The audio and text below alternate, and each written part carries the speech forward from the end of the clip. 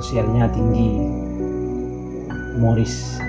Beliau merupakan orang yang sangat karismatik, sangat disiplin, sangat bijak, sering dipraktekkan, sering dicontohkan ketika beliau menyuruh teman-teman santri giat belajar di dalam mempelajari kitab kuning, khususnya yang berada di asrama Mahat Ali Nurul Jadid. Satu, santai, sederhana, dan tidak ribet. Yaitu adalah sosok intelektual yang bersahaja dengan siapapun, bahkan dengan santrinya itu dianggap teman dan dianggap anak. Kiai itu cepat akrab dengan berbagai santri, terutama mereka yang di asrama atau di Gangji, katakan di Mahat Ali. Jadi dianggap sebagai teman oleh kiai, sehingga siapapun merasa kehilangan. Selalu menganggap Ustadz ini adalah sangat luar biasa, tidak pernah merendahkan Ustadz sama sekali. Beliau betul-betul memuliakan dan menghormati seorang Ustadz itu. Terbukti beliau sangat jarang ya. Beliau itu suka sama pengurus, kecuali ada masalah yang memang itu masalah yang sangat penting sekali, sehingga beliau tidak suka ya sama pengurus itu. Tetapi kalau masih tidak terlalu penting, beliau sangat menghormati dan memuliakan Ustadz, sehingga Ustadz itu sendiri merasa tersanjung dan merasa dihargai oleh beliau itu. Itulah seorang beliau yang sangat dekat sekali kepada santrinya, seakan-akan dia tidak menganggap santrinya, seakan-akan beliau menganggap anaknya sendiri, seperti itu. Maka seringkali saya, khususnya yang selaku santri paling nakal barangkali ya, ketika beliau ngaji kitab waktu subuh, apalagi pas saya tidak ada, itu biasanya ditanyakan, Munim kemana, Munim? Rosil kemana? Arul kemana?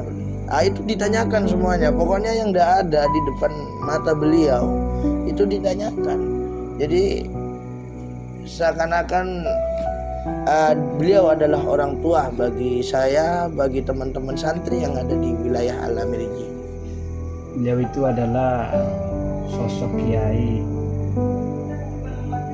yang sangat membuat para santrinya itu termotivasi, karena melihat keinginan beliau beliau kuliah,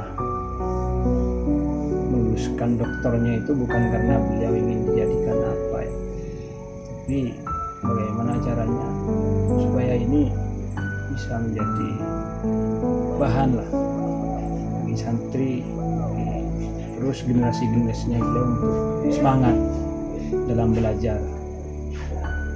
Seperti itu. Beliau ini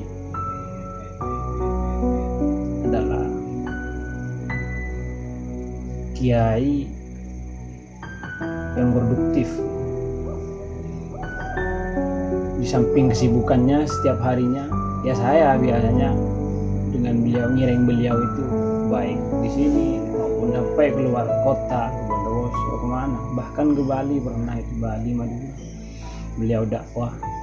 Saya sendiri kadang sama teman-teman, kebetulan saya ngiring barengin beliau berdakwah. Masih sempat beliau itu mengarang buku, baik itu yang bertuliskan bahasa Indonesia maupun bahasa Arab. Beliau itu masih sempat sampai sini, bahkan keluarnya pagi, pulang tengah malam. Pernah dulu itu sampai jam 3 malam gitu. Dari pagi pulang jam 3 malam. Istirahatnya beliau sebentar. Cuma yang kami sangat perlu mencontoh beliau itu ya kedisiplinan beliau. Beliau itu sangat disiplin dalam membagi waktunya, itu sangat luar biasa. Bayangkan per hari keluar masih sempat beliau mengarang buku. Nah, ini perlu rasanya bagi kami dan juga teman-teman ini untuk mencontoh sosok beliau. Agar apa? Agar kebiasaan tradisi-tradisinya beliau itu biar tetap dipegang erat atau dijalankan oleh generasi-generasinya seperti itu. Yang paling sangat mengesankan kepada saya ketika saya dan beberapa teman saya itu tidak lulus dalam akademik, beliau langsung manggil nama saya, dan beliau juga melihatkan absen yang sangat kecil nilainya kepada saya. Ini namanya siapa ini? Nama saya Kiai Zainul Munir. Terus beliau bilang kepada saya, jadi saya harap kamu mengejar untuk memperbaiki nilai ini biar kamu tetap lulus. Pernah suatu ketika saya tidak lulus akademik, maksudnya perbaikan nilai waktu itu ya, 1 minggu sebelum kenaikan kelas saya dipanggil oleh beliau dan teman-teman yang ada Amir, ada Zafrul dan lain sebagainya. Beliau berdakwah, ini absennya, ini namanya siapa ini yang merah? Nama saya Kiai Zainul Munir. Kok bisa mirah kamu? Iya Kiai, karena saya tidak nutut waktu itu. Saya nakal Kiai, saya seperti ini, saya jujur sudah kepada beliau. Kemudian beliau daum. Jadi saya harap kamu mengejar untuk memperbaiki nilai yang merah ini. Terus beliau daum pula, kalau sekarang ini tidak ada orang yang bodoh. Saya tidak tidur malam hanya untuk nirakataki santri, bahasanya seperti itu. Engkau tak tidur malam, jadi setiap ada yang butuh, engkau tak tidur malam ada untuk nirakataki santri. Dari masa kirana santri bisa jadi ulama, santri bisa jadi kiai, santri bisa jadi pemimpin dengan masyarakat sesuai yang dicita-citakan oleh pendiri Pondok Pesantren Nurul Jadid, seperti itu. Karakter beliau itu sangat berkuar-kuar, sangat ambisi. Ambisi bukan berarti kemudian hal negatif. Ambisi itu maksudnya bagaimana kemudian semua permasalahan yang ada di Mahatali itu semuanya kelar semua. Jangan sampai kemudian beliau itu mengetahui ada masalah sedikit yang tidak terselesaikan. Beliau biasanya kepikiran biasanya itu. Artinya ambisinya itu berkuar-kuar. Artinya bagaimana Mahatali itu kemudian selain semuanya beres, yang kedua harus unggul. Terbukti yang yang saya tahu itu Mahatali Nurul Jadid untuk keformalannya itu kan berdiri tahun 2018. Tahun 2018 di mana Mahatali yang lain masih belum ada pikiran untuk melanjutkan untuk mendirikan S2. Di Mahatali Nurul Jadid ini dengan ambisi yang sangat luar biasa, yang sangat kuat, beliau sudah punya harapan, punya cita-cita yang seperti itu. Termasuk juga akreditasi juga. Ini yang kemudian kami lihat dari beliau. Yang lain di mana kami Mahatali kami yang masih berdiri 2018 dulu, ya kan, yang masih baru berdiri.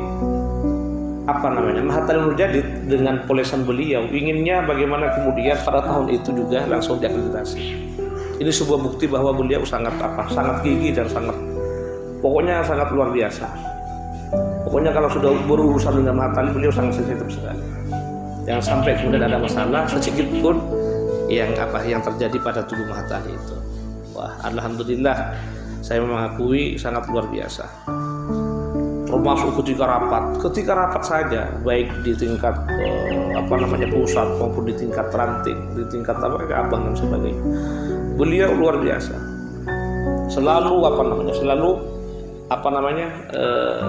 dia berpendapat gitu ya, dan masukannya sangat luar biasa. Setengah bulan sebelum itu saya diundang oleh teman-teman BEM untuk ada acara pelantikan kepengurusan baru tahun 2020-2021. Waktu itu saya bersama beliau kumpul duduk bersama. Beliau banyak bercerita tentang Mahat Ali, terutama tentang bagaimana Mahat Ali itu hingga S2 dan bahkan lebih dari itu barangkali. Beliau bercerita banyak tentang musola. Beliau ingin bahwa anak-anak Mahat Ali itu menjadi intelektual faqih fiddin yang kelak bisa menyebar di berbagai wilayah. Sangat rasa kehilangan betul ketika dari sepeninggal beliau. Kita sangat kecewa betul, sangat sedih yang tidak ada yang tidak terkalahkan barangkali ya. Apalagi saya yang memang sering ditekan beliau, disuruh ini itu.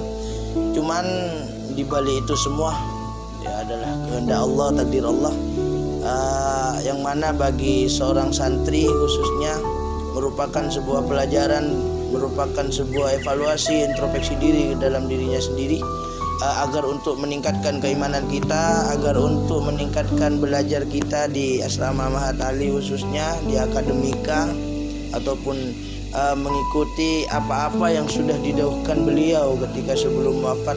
Karena sebelum wafat beliau sudah seringkali mewajibkan kita untuk berjamaah, seringkali beliau mewajibkan untuk kita ikut ngaji kepada pengasuh Kiai Haji Romzi, Kiai Haji Zuhri Zaini.